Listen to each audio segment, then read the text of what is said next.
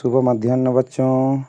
मैं अशोक कुमार देहरी, आपका हिंदी विषय आचार्य, आज की कड़ी में आप सबका स्वागत करता हूं।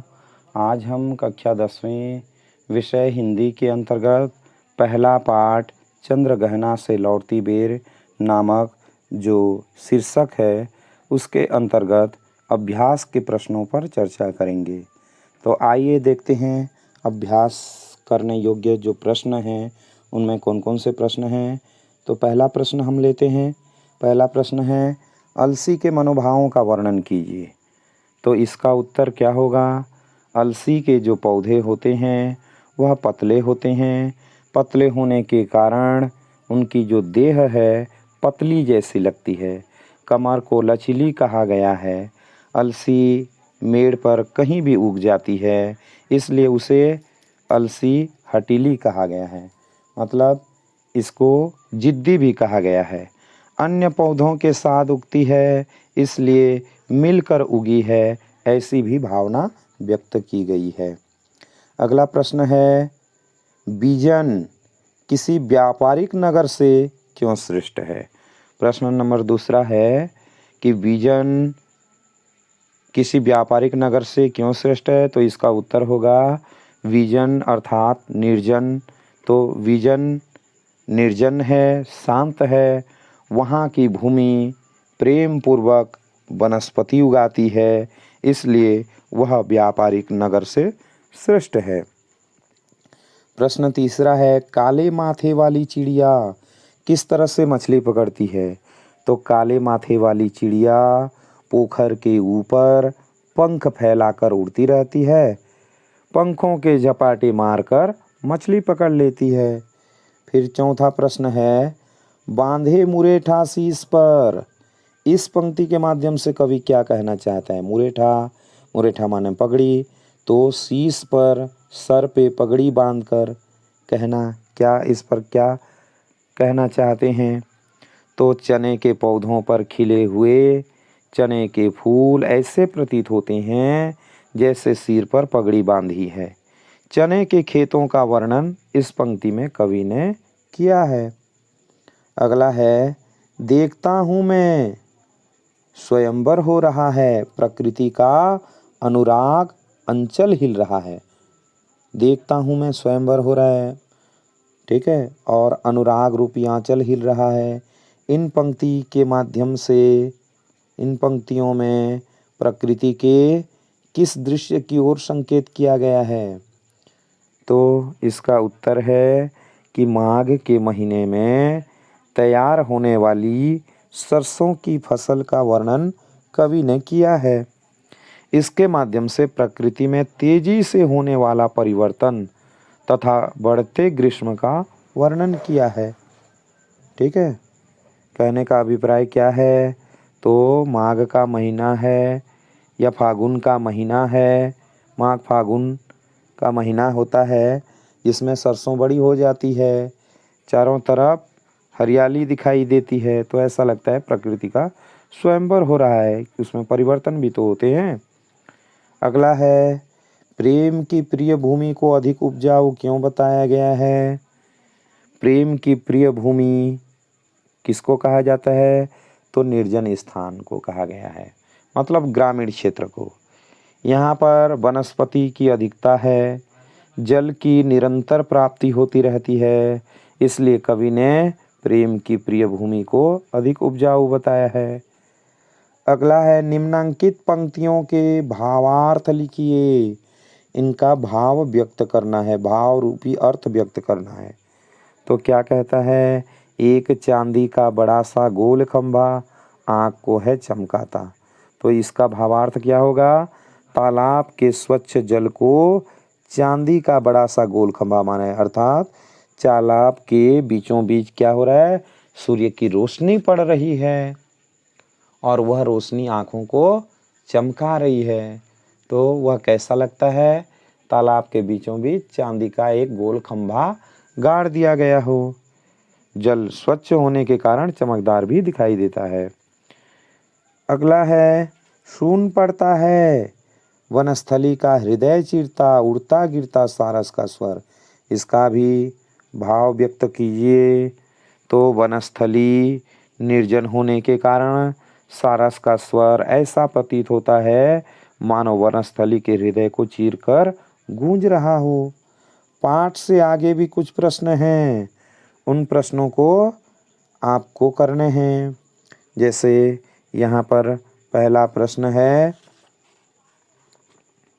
पाठ के आगे का जो प्रश्न है उनमें जो पहला प्रश्न है, अपने आसपास के किसी प्राकृतिक स्थल का वर्णन कीजिए जिसके दृश्य आपको इस पाठ को पढ़ते समय याद आ जाते हैं। तो चलिए देखते हैं, इस पर भी थोड़ी सी दृष्टि डाल करके देखते हैं।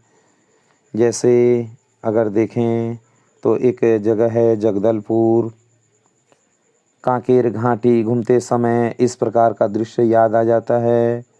घनी वनस्पति, पहाड़ी, झरने, पक्षियों का कलरव, प्रकृति का अद्भुत दृश्य सभी मन को लुभाते हैं। तो ऐसे दृश्य आप भी अलग अलग जगहों पर देखे होंगे। एक कोलाहल भरे घनी आबादी वाले नगर तथा शांत ग्रामीण अंचल की तुलना कीजिए और बताइए कि दोनों में कौन सी बातें आपको पसंद हैं और कौन सी नापसंद। अपनी पसंदगी और नापसंदगी का कारण भी लिखते हुए इसे एक तालिका के माध्यम से दर्शाइए। तो यह जो कार्य है यह विद्यार्थियों का स्वयं का कार्य है। यहाँ पर आपको क्या करने हैं, अपनी पसंद और नापसंद का वर्णन करना है और साथ ही साथ ग्रामीण अंचल और शहरी अंचल के बारे में बताना है, तुलना करनी है। जैसे छोटी सी जानकारी मैं आपको दे दूं कि ग्रामीण अंचल है तो यहाँ का जो मौसम है, मतलब प्राकृतिक दृश्य है, वह सुहाना होता है। शहरों में धूल भरी ज़िंदगी होती है, मतलब यहाँ गाड़ी मोटर हमेशा चलती रहती है, धूल उड़ती रहती है। उसी प्रकार से ग्रामीण अंचल स्वच्छ होता है, वहाँ पर प्रकृति का वास्तविक रूप अनुभव होता है। जबकि शहरी क्षेत्र है तो प्रकृति से दूर होती है, यहाँ के लोग बनावटी ज़िंदगी के ज़्यादा समीप होते हैं। उसी प्रकार से ग्रामीण अंचल की बात करें तो जीवन की वास्तविकता पाई जाती है यहाँ पर। शहरी लोगों में ज़्यादातर दिखावापन होता है। ग्रामीण अंचल के लोगों में संबंधों की गहराई देखी जा सकती है। शहरी अंचल के क्षेत्रों में संबंधहीन होता है। ठीक है। उसी प्रकार से ग्रामीण अंचल है तो वहाँ पर सुविधा कम होता है लेकिन प्रेम ज़्यादा होता है। शहरी क्षेत्र में सुविधा तो अधिक होता है लेकिन यहाँ के लोगों में प्रेम कम होता है। तो इस प्रकार से आप भी अपनी चिंताधारा के अनुरूप लिख सकते हैं। अगला प्रश्न है, बगुला समाज के किस वर्ग का प्रतीक है और उनकी किन विशेषताओं को रेखांकित करता है। आज के समाज में यह उदाहरण कितना प्रासंगिक है। तो यहाँ पर एक उदाहरण लिया गया है बगुला का। इसको क्या कहा जाता है, समाज के किस वर्ग का प्रतीक माना गया है कह करके लेखक प्रश्न करता है। तो बगुला समाज के लोभी वर्ग का प्रतीक है।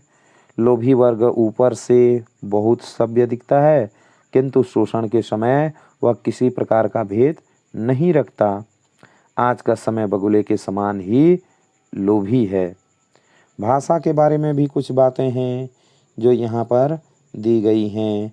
जैसे प्रकृति का अनुराग अंचल हिल रहा है, जो मानवीकरण का उदाहरण है। मानवीकरण अलंकार, जहाँ जड़ वस्तुओं पर, प्रकृति पर मानवीय चेष्टाओं का आरोप किया जाता है। मैंने पहले ही मानवीकरण अलंकार के बारे में आपको बता रखा है, आप समझ सकते हैं। वहाँ मानवीकरण अलंकार होता है। पाठ से मानवीकरण अलंकार के ऐसे ही अन्य उदाहरण लिखिए। तो आपको पाठ से मानवीकरण अलंकार के कई सारे उदाहरण छांटने हैं और छांट करके लिखने हैं। अगला है, पाठ में हरा ठिकना चना, हठीली अलसी, चतुर चिड़िया आदि विशेषण युक्त शब्दों का प्रयोग किया गया है।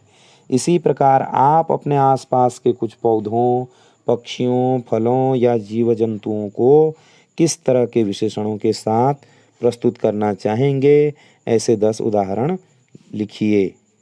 मैंने विशेषण भी पढ़ाए हैं और किसके साथ किस प्रकार के विशेषणों का प्रयोग करना है उनके बारे में भी आपको व्याकरण की श्रृंखला में बता दिया है। तो आप इस प्रकार के प्रश्नों को अपने कार्य में सम्मिलित करेंगे।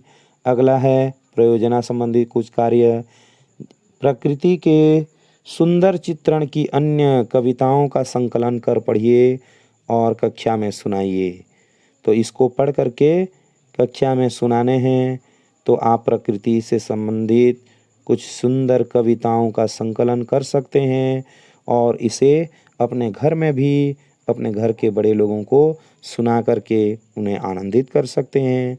उसी प्रकार किसी प्राकृतिक स्थल के भ्रमण को याद करते हुए एक लेख तैयार कीजिए और उसे कक्षा में सुनाइए। आपको एक लेख तैयार करना है और उसे हमें अपने पते पर सेंड भी करने हैं। कवि शमशेर बहादुर सिंह द्वारा लिखित कविता को पढ़ें। सुबह के जो दृश्य आपके मन में आए उनके चित्र बनाएं। यहाँ पर कवि शमशेर बहादुर सिंह जी की एक कविता है उषा, जो इसको कक्षा 12वीं में भी आप पढ़ेंगे। तो इसको पढ़ करके आपको चित्र बनाने हैं।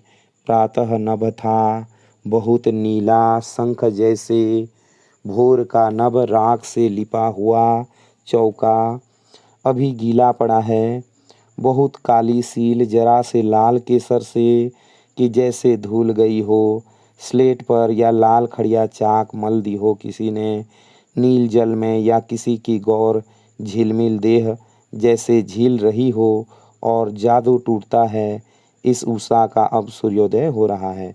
तो ये था शमशेर बहादुर सिंह द्वारा लिखा उषा नामक कविता। तो इस पर आपको क्या करने हैं, इस कविता को पढ़ते हुए सुबह के जो दृश्य आपके मन में आए हैं उनके आप चित्र बना सकते हैं। तो यह जो अध्याय है आज समाप्त हो जाता है। अगले अंक में हम देखेंगे जो नई पाठ है नर्मदा का उद्गम अमरकंटक। आज के लिए इतना ही। यदि आपको अच्छा लगा हो तो प्लीज़ लाइक और शेयर करना न भूलें।